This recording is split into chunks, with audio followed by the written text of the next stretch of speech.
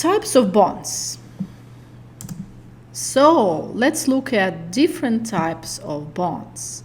But of course, we're not going to be talking about James bonds, but instead corporate bonds or government bonds. So bonds can be of different type. On this slide, I'm summarizing the types of bonds by issuer. Who may issue a bond? A corporation or a government? So there are corporate bonds, there are government bonds. The government bonds can in turn be issued by the federal government, and those bonds would be known as treasury bonds or treasuries, or they can be issued by more local governments such as State of California, City of Pomona, and those are known as municipal bonds or munis.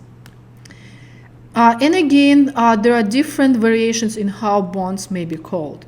Bills if they have less than 2 years to maturity, notes if they have 2 to 10 years to maturity, and simply bonds if they have a longer time to maturity. How do corporate bonds and different types of government bonds differ in terms of risk of default? So what does risk of default mean? Defaulting means you're not able to make your payment. So who are we talking about? The issuer, a corporation or a government. So in which case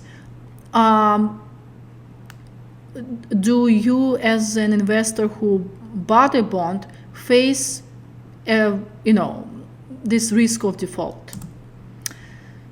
If you bought a corporate bond, you face a low to high risk of default because any company can go out of business. It may go bankrupt, it's out of money. So you may not get your coupon payments. In case of the government bonds, the risk is smaller, and there is no risk of default if you buy federal government bonds. In other words, you will get your coupon payments and the face value in the future.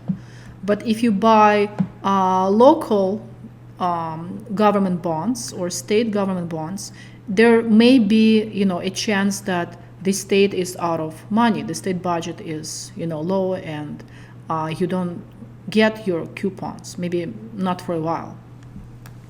The second thing that makes corporate bonds and government bonds different from each other is whether you as an investor who buys such bonds need to pay taxes on your coupons, because coupons that you receive is your additional income, right? Is it taxed or is it not taxed? Yes, it is taxed if you bought corporate bonds or federal government bonds, but your coupon income is not going to be taxed if you're buying state and local government bonds. So see how all the different bonds are different in many different ways.